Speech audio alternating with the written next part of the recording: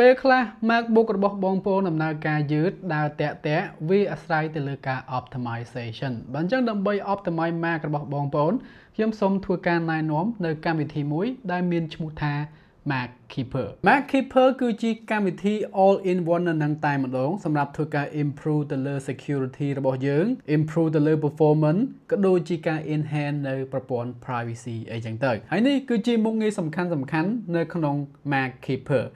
យើងមាន real time antivirus មុខងារ clean system បើអញ្ចឹងដើម្បីធ្វើការ clear junk file ខាច់ file លាក់ជាដើម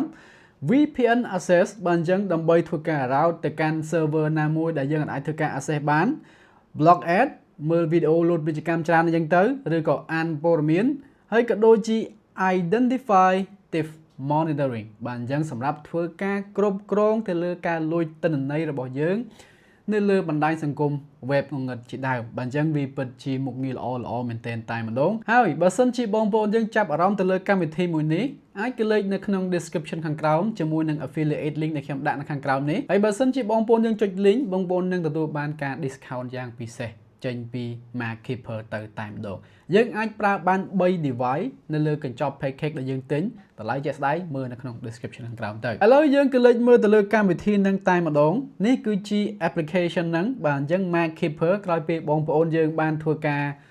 purchase រួចជាស្រេចណា install រួចជាស្រេចបាទអញ្ចឹងនេះគឺជា interface UI របស់វា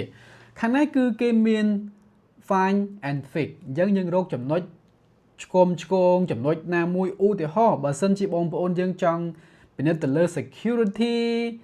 ពិនិត្យទៅលើ privacy ពិនិត្យទៅលើ junk file របស់យើង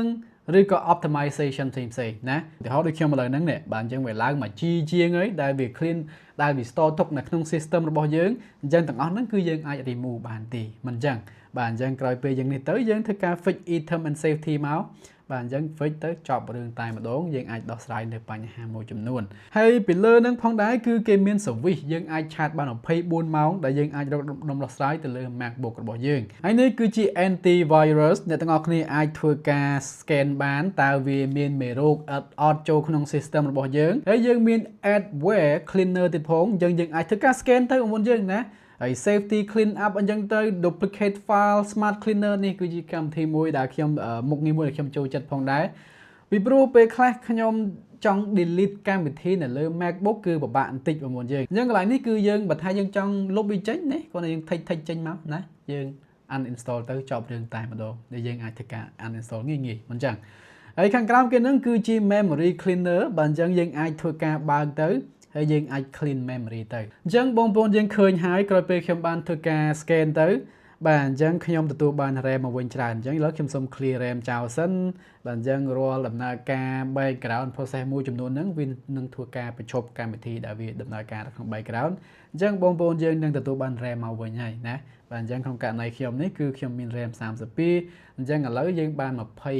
គេហៅថា 2G available RAM ក្រោមហ្នឹងគឺជា memory usage ថាប្រើនៅកន្លែងណាកន្លែងណីអញ្ចឹងទៅណាខាងក្រោមទៀតគឺជា app process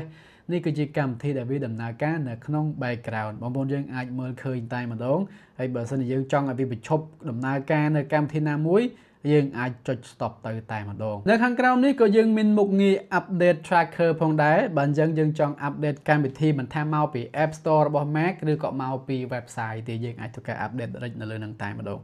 login item បងប្អូនយើងអាចក្លេកមើលកន្លែងនឹងបានហើយកន្លែងនេះគឺជា privacy សំខាន់ដែរកន្លែងនេះបងប្អូនយើងណាបើអញ្ចឹង ID thief card អាហ្នឹងគឺដូចខ្ញុំនិយាយអញ្ចឹងគឺ monitoring ពាក់ព័ន្ធនឹងការលួចព័ត៌មានរបស់យើងនៅលើអ៊ីនធឺណិតអញ្ចឹងណានៅលើ web dark web ឡើងអញ្ចឹងទៅអញ្ចឹងយើងអាចធ្វើការ scan ទៅឥឡូវខ្ញុំចង់ scan Gmail របស់ខ្ញុំហ្នឹងគឺអត់មានពាក់ព័ន្ធទេបើអញ្ចឹង email ខ្ញុំគឺសុវត្ថិភាពល្អមិនអញ្ចឹង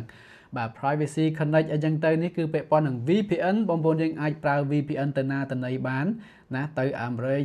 ទៅប្រេស៊ីលទៅណាណីតាមការដែលបងប្អូនយើងចង់ធ្វើការ connect បើសិនជាបងប្អូនយើងអាច access ទៅកាន់ server ហ្នឹងអញ្ចឹងណាបាទអញ្ចឹងគឺពិតជាល្អមែនទែនហើយខាងក្រោមហ្នឹងគឺយើងអាច stop ad បាទអញ្ចឹងយើង enable ទៅណាយើង enable នៅលើ Safari enable នៅលើ Google Chrome អញ្ចឹងទៅឡើងជាដើមហើយនៅខាងលើហ្នឹងគឺជា shortcut មួយបងប្អូនយើងចុចនៅលើហ្នឹងទៅអញ្ចឹងអ្នកទាំងអស់គ្នាអាចមើលតើបងប្អូនយើងបានធ្វើការ enable អ្វីខ្លះដូចជា antivirus នៅលើនេះ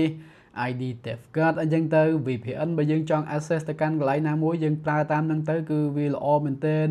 បាទហើយយើងក៏មានមុខងារផ្សេងទៀតដូចជា clean safe clean up អញ្ចឹងទៅមិនអញ្ចឹងបាទ duplicate finder smart uninstall ហើយក៏ដូចជា memory នេះពាក្យប៉ុណ្ណឹង performance ឡើងនេះបងប្អូនយើងអញ្ចឹងគឺពិតជាល្អមែនទែនបងប្អូនឃើញណាខាងក្រោមហ្នឹងគឺ privacy performance ណាហើយក៏ដូចជា cleaning up អញ្ចឹងទៅក៏ដូចជា security អញ្ចឹងវាមានមុខងារនៅក្នុងហ្នឹងល្អមែនទែនតែម្ដងដែលបងប្អូនយើងអាចប្រើបានជាមួយនឹងកម្មវិធី Clean My Mac នេះហ្នឹងហើយបើអញ្ចឹងនេះគឺជាអ្វីដែលខ្ញុំចង់ចែកចម្លែកសម្រាប់អ្នកទាំងអស់គ្នាដែលប្រើប្រាស់ MacBook ទាំងអស់គ្នាមិនថា MacBook មិនថាគេហៅថា Mac Mini Mac Studio អីទេណាឲ្យតែបងប្អូនយើងប្រើប្រាស់ Apple ecosystem អញ្ចឹងវាជា tool មួយដើម្បីធ្វើការ enhance ទៅលើ performance ក៏ដូចជា privacy/security របស់យើងហ្នឹងហើយបាទអញ្ចឹងសម្រាប់បងប្អូនដែលចាប់អារម្មណ៍អាចក្លេកមើលកន្លែង description ដែលខ្ញុំដាក់នៅក្នុង description ខាងក្រោមអរគុណជួបគ្នានៅឱកាសក្រោយ